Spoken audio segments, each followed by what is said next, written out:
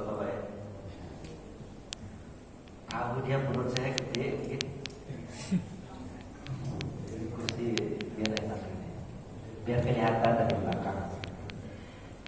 Bismillahirrahmanirrahim. Sekali lagi assalamualaikum warahmatullahi wabarakatuh. Alhamdulillah alladzi bi ni'matihi tatimmu shalihat. Asyhadu an la ilaha illallah wa asyhadu anna Muhammadan abduhu wa rasuluhu la nabiyya ba'da, amma ba'du. Bapak Ibu jamaah salat maghrib serta takziah yang dirahmati Allah Subhanahu wa taala. Ada hadis Nabi sallallahu alaihi wasallam. Ini dialog antara Allah dengan malaikat maut. Apa dialog Allah dengan malaikat maut? Apa kata Allah kepada malaikat maut? Hal qabattu sabratal abdi. Apakah engkau telah mengambil nyawa orang yang dicintai oleh hambaku? Maksudnya siapa? Mungkin istrinya atau mungkin suaminya, mungkin anak-anaknya. Bukan Allah nggak tahu, Allah tahu. Cuman ini mengasih tahu kepada kita. Begitulah dialog Allah dengan malaikat. Apa pertanyaan Allah? Apakah kau telah mengambil nyawa kekasih hambaku? Apa jawaban malaikat maut? Na'am ya Rabb. Betul wahai Allah, kan engkau yang perintahkan, maka aku yang mengambil. Sebenarnya malaikat maut itu nggak tahu kapan nyawa orang akan diambil. Cuma ketika Allah sudah perintahkan, itu waktu simpulan. Sekarang waktu simpulan, malaikat maut langsung bekerja. Dan malaikat maut pun tidak tahu kapan waktu nyawanya sendiri akan diambil. Malaikat maut pun tidak tahu kapan itu. Makanya yang tahu tentang nyawa hanya Allah Subhanahu wa taala. Terus Allah bertanya lagi, wa maqala abdi. Apa yang disampaikan oleh hambaku atau apa komentar hambaku ketika nyawa kekasihnya aku ambil? Apa kata malaikat? Fasakhitallahu ya Rabb. Di antara mereka ada yang marah kepadamu wahai Allah. Kenapa diambil suami saya? Kenapa diambil istri saya? Kenapa diambil anak saya? Kenapa enggak istri orang aja? Kenapa enggak anak orang aja yang diambil? Itu yang preman, kenapa dia cepat mati ya? Makanya kalau orang meninggal dunia enggak sedih juga keluarganya? Sedih juga Pak ya? Sedih juga. Tapi begitulah. Apa katanya? Di antaranya ada yang marah kepadamu wahai Rabb. Terus apa kata Allah? Kalau mereka marah, aku lebih marah lagi kepada mereka. Apa sebab? Itu milik aku. Masa aku ambil? Mereka marah. Pak, kita ini milik siapa Pak? Milik Allah atau bukan? Betul milik Allah? Betul. Apakah kita berpuasa terhadap diri kita sendiri? Berpuasa nggak Bapak Ibu? Enggak, serius Pak. Bapak kalau ngantuk bisa nggak Bapak tahan? Serius? Susah Pak tahan Pak. Kalau udah ngantuk aja Pak. Tidur aja. Berarti ada yang mengendalikan jiwa kita yang di luar dari kemampuan kita sendiri. Jadi kita sendiri bukan milik kita Pak. Apalagi orang yang di luar dari kita. Dia adalah milik Allah Subhanahu wa taala. Itu pertanyaannya. Di antara mereka ada yang marah kepada ya Rabb. Habis itu ditanya lagi sama Allah. Terus apa komentar mereka lagi?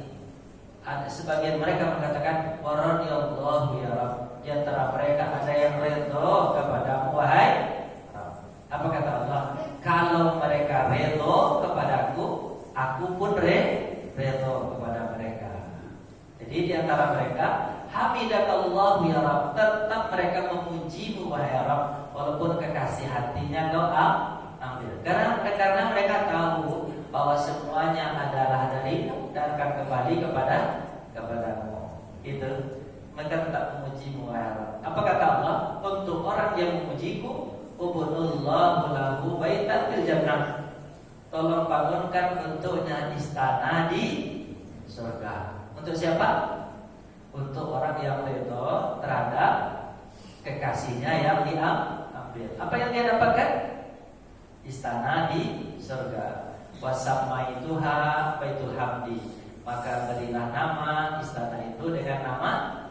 istana pujian, namanya Baitul Hamdi.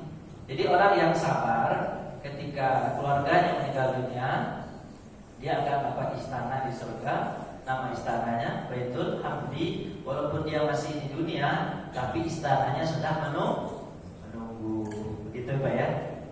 Ya ada apa tuh? Ada Pak Satrio, ya Pak Satrio ya. Ada Rifki tadi, anak beliau, ada Pak Ikhwan, ada Ibu. Mudah-mudahan sudah dapat istana di surga atas kesabarannya meninggal Bapak almarhum Pak Dr. Haji Muhammad Ikhwan Sofa. Pak Ibu yang dirahmati Allah Subhanahu wa taala, kematian itu apakah kita harus takutin Bapak Ibu? Takut enggak Bapak Ibu? Takut enggak?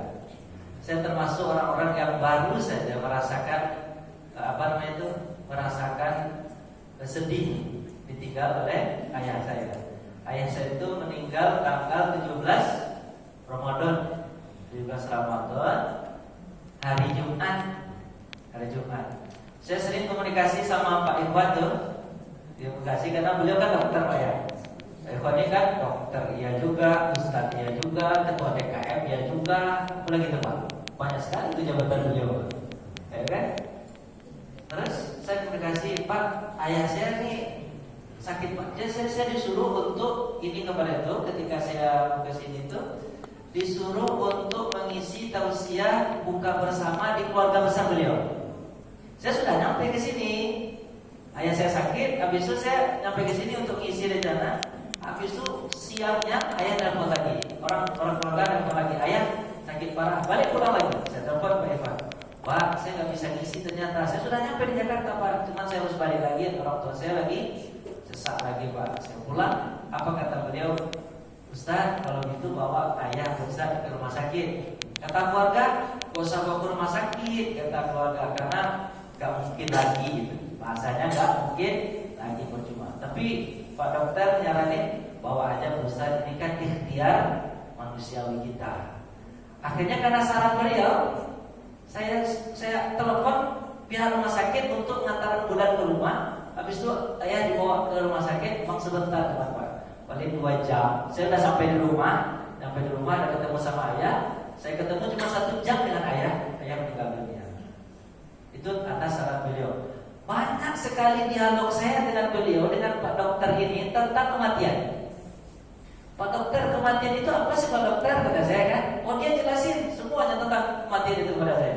Lengkap penjelasannya. Gak tahu saya ilmu dari mana beliau dapat, gak tahu. Tapi mungkin dia sudah dapat ilmu dari Allah Subhanahu wa taala tentang kematian. Saya gak bisa jelaskan panjang karena saya juga paham betul apa yang dijelasin. Dia meninggal itu gitu. Nah, jadi Bapak Ibu dirahmati Allah, Pak Ikhwan ini saya rasa pasti orang surga. Pertama meninggal di hari Jumat. Meninggalnya posisi sana Pak ya? Ada videonya. Habis baca Quran. Di bulan Ramadan itu bahkan saya isi sini bulan Ramadan itu. Ustaz, sebentar Ustaz, saya belum 1 juz nih. Insya Allah hari ini 1 juz. Insya Allah Ustaz. Selalu dia dengan iPad-nya itu Pak. Selalu dia dengan iPad. Dan ternyata iPad-nya itu menjadi saksi di hadapan Allah Subhanahu wa taala. Apa kurangnya? Hari Jumat meninggal di masjid. Innama ya'muru masajidallah man amana billahi wal yawmil akhir. Sesungguhnya orang yang mengumpulkan masjid Allah adalah orang beriman di beriman kepada Allah dan hari akhir. Makanya kata Imam Nawawi, jika ada orang yang pernah ke masjid saja atau memakmurkan masjid ketika beliau meninggal dunia, kemudian karena ditanya apakah beliau orang baik, apa jawabannya? Kata Imam Nawawi, baik. Apalagi beliau bukan hanya di masjid Pak. Di mana Pak? Ketua DKM masjid. Tak ada mungkin takkan lancar acara di masjid kecuali tanpa beliau. Jadi kalau sudah begitu, keluarga mungkin sedih ketika beliau, tapi perpisahan ini hanya sementara. Akan ketemu lagi di mana nanti? Di surga. Jadi kalau usah terlalu sedih ya. Kalau Nabi SAW mengatakan berkabung itu hanya 3 hari. Berkabung itu hanya berapa? 3 hari. Maksudnya 3 hari itu tetap hari pertama mandi, tetap makan, tetap mandi, Yang maksud berkabung itu adalah tidak, kalau perempuan tidak apa? Tidak berbedak, tapi lewat daripada hari berbedak lagi. Yang laki-laki lewat daripada 3 hari cukur rambut, kata Nabi. Itu tandanya tidak bergabung lagi. Kenapa? Karena hidup kita harus kita lanjutkan. Ya, tidak boleh terlalu lama bergabung, hanya 3 hari. Itu kata Nabi. Gini Pak, meninggal itu sebenarnya kalau kita dengar cerita tentang Hudzail bin Iyad, ini bagaimana, apakah kita takut mati atau tidak? Coba lihat bagaimana orang-orang dulu menyikapi kematian itu. Kalau Hudzail bin Iyad, ada dialog beliau dengan orang bertanya, apa kata Hudzail kepada orang itu, Imam Hudzail bin Iyad. Kata beliau, berapa umurmu wahai Imam? Kata Imam, umur saya 60 sekarang. Apa kata beliau? Kalau begitu engkau telah menuju kepada Allah selama 60 tahun. Apakah kau sudah bertemu dengan Allah? Apa jawaban Imam Hudzail? Inna lillahi wa inna ilaihi raji'un. Maksudnya adalah aku ini hamba Allah dan akan kembali kepada Allah. Apa kata orang itu? Kalau begitu berat wahai Imam. Berat. Kenapa berat? Ya, kita kembali kepada Allah sementara kita belum punya persiapan. Apa kata Imam Hudzail bin Iyad? Wa huwa syai'un yasir. Itu adalah hal yang mudah saja. Kata siapa? Kata Imam Hudzail bin Iyad. Bagaimana mudahnya? Mudahnya kata Imam Hudzail, istaghfirullah fima baqiya yughfar lakum fima madha. Minta ampun kepada Allah di sisa usiamu, Allah ampunkan dosa yang telah lalu. Jadi Pak, usia kita 60 nih. Bagaimana kita menghadapi kematian itu Pak? Gimana caranya Pak? Minta ampun kepada Allah sisa hidup, maka Allah ampuni yang lalu. Jadi Pak, isilah kehidupan kita dengan istighfar dan minta ampun. Kan kematian itu Pak, dia tidak harus sakit. Bapak Dokter Irwan sakit atau enggak? Harus sakit atau enggak? Dalam kondisi begitu kita bisa meninggal. Harusnya setiap saat kita punya persiapan. Persiapan kita apa? Istighfar itu kepada Allah. Istighfar isi baik-baik. Kenapa? Pasti yang sebut yang bernyawa pasti akan mati. Gitu kan? Likulli syai'in ajal. Iza ja'a ajaluhu la yastakhiruna sa'atan wa la yastaqdimun. Setiap yang bernyawa pasti akan mati. Dan kalau dia akan meninggal dunia, tidak ada yang bisa mengakhirkan sedikit pun atau mendahulukan sedikit. Kita siap-siap aja. Terus Pak, sahabat itu Pak, kalau melihat meninggal itu Pak, melihat mati itu, mereka kata, ketika Bilal diterampai, ditanya oleh sahabat-sahabatnya lain, Bilal, bagaimana dengan kematian? Apa jawaban Bilal? Marhaban bil maut. Dapat marhaban bil maut? Selamat datang kematian. Selamat datang kematian. Kenapa sahabat Bilal itu tidak takut kematian Pak? Kenapa?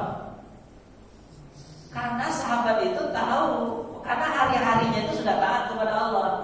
Jadi kalau dia dijemput sama Allah, dia sudah tahu bertemu sama Allah. Kan ada hadis Nabi, man ahabba liqa'a rabbi faqad ahabba Allah. Siapa yang senang berjumpa dengan Allah, Allah pun senang berjumpa dengan dia. Siapa yang rindu ketemu sama Allah, Allah pun rindu ketemu sama dia. Bapak rindu enggak ketemu sama Allah? Akan takut Bapak lagi ya kan? Rindu enggak Bapak ketemu sama Allah? Rindu atau enggak rindu nih? Pak, ada kemudian dua takut Pak, dua takut Bu. Yang dua takut ini satu enggak bagus, satu bagus. Kita dipilih mana nih? Satu takut mati karena kita merasa belum punya persiapan matang. Nah, itu enggak masalah tuh, itu masih normal. Tapi yang keduanya enggak boleh Pak. Apa itu? Takut dunia. Nah, ini yang kembaliannya. Bapak yang di mana nih? Ibu yang di mana nih? Yang satu tadi, anak papa mati lah cepat. Salah itu masuk surga itu. Satu, kalau takut mati karena belum punya persiapan hebat, itu masih normal. Tapi kalau takut mati karena takut meninggalkan dunia, aduh Pak Ustaz, rumah saya gede Pak Ustaz. Di sana saya belum punya rumah Pak Ustaz. Cuman saya mau ke sana. Orang rata-rata takut ke situ karena dia belum punya rumah di situ. Dia belum punya kendaraan di situ. Dia belum punya makanan di situ, makanya dia takut. Makanya apa? Orang yang di setiap sesuatu itu dia ada bekalnya. Setiap daerah itu ada bekalnya. Dunia bekalnya rumah, harta, kendaraan. Itu bekalnya nampak sama Bapak ini sekarang. Tapi kalau akhirat bekalnya apa? Amal. Jadikan harta kita itu menjadi amal kita. Tapi kalau harta itu kita tumpu, itu yang kita tinggalkan nanti. Pak mau paham ini? Kalau Bapak melihat dunia terlalu dekat, Bapak akan silau dengan dunia itu. Maka jauh-jauhlah lihat dunia itu. Saya contoh sama Bapak. Bapak, kalau ada orang punya berlian sebesar bola tenis, kira-kira orang kaya atau enggak? Serius, kaya banget gak tuh? Oh yang banget itu bola tenis. Terus satu bola tenis. Atau dia punya berlian sebesar bola basket, kaya gak Pak? Oh kaya betul. Tapi coba Bapak naik pesawat, naik Bapak ke atas pesawat tinggi-tinggi, terus taruh berliannya di mana? Di bawah. Kira-kira kelihatan gak? Nggak kelihatan. Atau yang Bapak Ibu perebutkan tanah 1 hektar, 2 hektar, 3 hektar, di bawah mungkin kelihatan luas sama Bapak, tapi naik Bapak ke atas, gimana bentuknya? Hanya atau mungkin kendaraan atau rumah Pak, seperti peta-peta aja Pak. Saya difotoin sama kawan, di bawah itu Pak banyak sekali Pak berjejer itu Mercy, apa lagi Pak? Mercy, sebutlah nama mahal itu Pak, sebutlah Bapak yang sebutlah nama Fortuner, Lamborghini, sebutlah Pak, Jaguar, sebutlah itu nama mahal itu Pak. Difotoin dari atas sama dia, itu motor bukan dari pesawat Pak.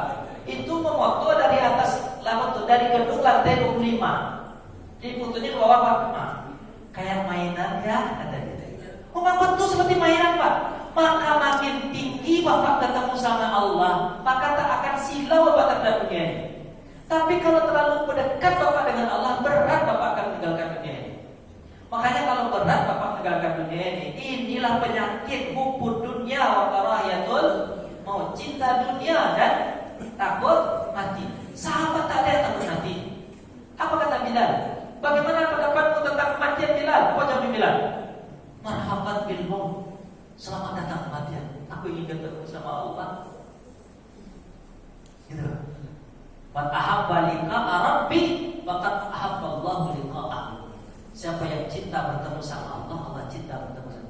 Kira-kira udah masuk ke semua kita belum Pak iman gitu Pak? Atau mungkin gini Pak, sahabat itu Pak, ada namanya Sa'id bin Zaid Al-Adawi.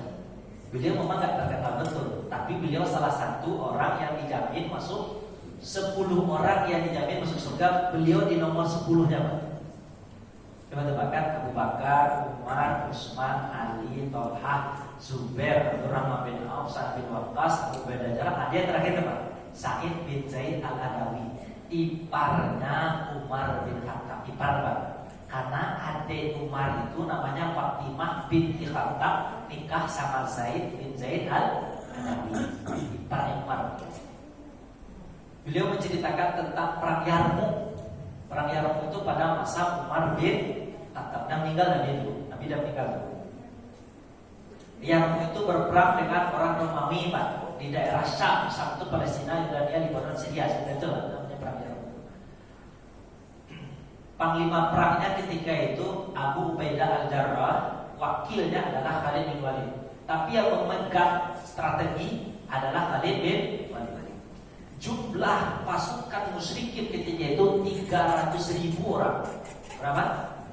300.000 orang. Jumlah tentara kaum muslimin 30.000 orang. Berarti 1 banding 10. 300 lawan 30. Apa kata Said bin Zaid Al-Adawi? sebagian di antara kami cium juga melihat gitu. Cium juga jadi apa Pak? Melihat apa? Melihat pasukan terlalu banyak. Mereka itu membawa salib-salib tinggi dan besar. Ini perang salib Pak. Perang salib tinggi dan besar, warnanya kuning-kuning seperti emas. Terus mereka keluarkan pedang mereka sambil menepuk-nepuk apa? Perisai mereka. Jadi bunyi bum bum. Cium juga kami. Kata dia kan? Tapi berdirilah Abu Ubaidah Jarrah sebagai panglima perang. Dia sampaikanlah tentang apa? Tentang jihad fisabilillah, jihad fisabilillah. Kami mendengar itu. Tapi yang membuat kami semangat adalah satu orang di antara kami yang berteriak. Apa katanya?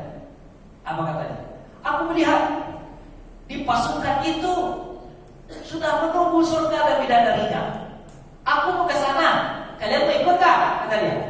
Kalau kalian mau ikut, kalau kalian gak mau ikut, tolong sampaikan kepadaku. Kira-kira kalian punya pesan apa kepada Rasulullah? Aku ingin ketemu sama Rasulullah. Kalian mau ikut gak? Itu yang membuat kami apa? Kami semangat. Kalian mau pesan apa sama Rasul? Aku ingin ketemu sama Rasul. Akhir itu dia berkata, Allahu Akbar. Kemudian dia pergi masuk ke musuh dan ternyata dia mati syahid. Apa sebabnya? Mereka para sahabat itu tidak pernah takut pada kematian. Apa sebabnya? Yang mereka inginkan adalah mati. Kenapa? Karena mereka tahu menunggu. Itu bukan hanya orang-orang besar Pak, anak-anak kecil.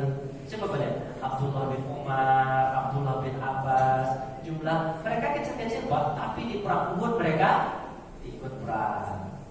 Padahal umur mereka baru belasan tahun. Mereka nggak takut Pak, serius Pak. Bapak tahu nggak sebenarnya siapa namanya itu? Abdullah bin Jurhum, juga begitu Pak. Apa kata Abdullah bin Jurhum? Ketika di perang Uhud kan Nabi Muhammad diceritakan sudah meninggal dunia, disangka meninggal dunia. Muhammad meninggal. Apa kata dia? Kalau Nabi Muhammad sudah meninggal, untuk apa kita hidup lagi? Lebih baik kita bersama Rasulullah. Ayo ikut bersama Rasulullah. Ayo ikut bersama Rasulullah. Jadi orang lari ke belakang, dia maju ke depan sambil berkata, kalau Rasulullah sudah meninggal dunia, untuk apa kita hidup lagi? Lebih baik kita ikut bersama Rasulullah ke dalam surga. Allahu Akbar. Itu yang membuat semangat orang. Jadi Pak, sebenarnya kematian itu Pak, itu tidak perlu ditakuti. Kenapa? Karena pasti kita lewati kematian. Gak mungkin gak kita lewati. Pasti kita lewati. Cuman yang kita takut itu adalah ketika kita meninggal dunia dalam keadaan berbuat dosa. Itu takut lagi. Itu takut. Tapi kalau meninggal dalam keadaan baik, Pak gak perlu takut Pak. Insya Allah gak perlu takut. Malahan nanti Bapak akan berbahagia, mungkin lebih bahagia daripada apa? Daripada hidup di dunia ini. Hidup dunia ini banyak masalah, betul nggak? Banyak.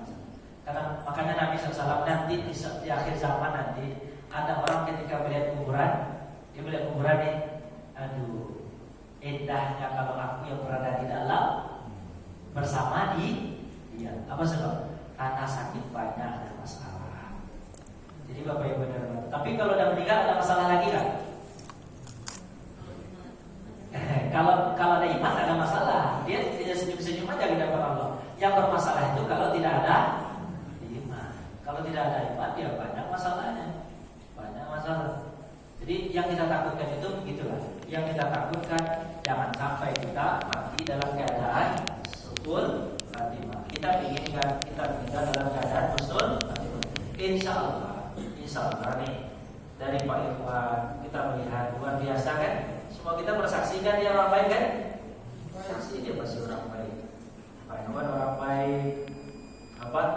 Tidak ketua DKM, terus sholatnya luar biasa, segala macam. Jadi mudah-mudahan beliau masuk surga dan kita ketemu lagi sama beliau. Insyaallah. Saya nggak tahu lagi mau ngomong apa. Sebenarnya banyak cerita orang-orang yang udah azan belum? Satu menit lagi. Orang-orang yang gini, Pak Ibu. Apa namanya itu? Orang-orang yang baik yang saya temui biasa meninggal dunia, luar biasa.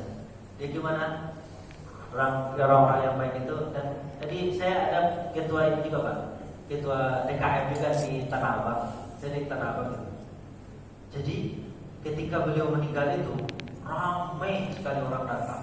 Terus habis itu mengucapkan dia orang baik. Dia ketua RW ya, ketua DKM juga ya. Ternyata setelah beliau meninggal banyak sekali orang yang mengaku dibantu sama beliau. Banyak sekali. Wah, Masya Allah. Saya mengatakan, ya Allah, ini orang baik betul nih. Kepengen saya. Ada lagi ketemu saya di Pamulang itu Pak. Dia profesor, tapi di mana dia berada di bangun masjid. Dia pindah-pindah gitu Pak ya. Ngajarnya pindah-pindah. Di 5 tahun di sini, 5 tahun di sana. Dia orang Aceh Pak. Pokoknya di mana dia ngajar, di situ dibangun masjid. Masya Allah. Saya ketika menceritakan itu, ya Allah, kepengen seperti beliau ya Allah. Di mana kita berada Pak? Baik. Bangun masjid orang baik indahnya ya Allah. Pak Ikhwan di antaranya insyaallah. Amin ya rabbal. Mudah-mudahan selagi kita hidup ini Pak, tolonglah perbanyak-banyak amal. Gak usah ditakutin mati itu Pak. Mati itu pasti akan datang. Yang penting apa Pak? Kita siap untuk menjemput kematian. Dan ibu-ibu, bapak, keluarga, mudah-mudahan sudah dapat istana di dalam surga. Amin ya rabbal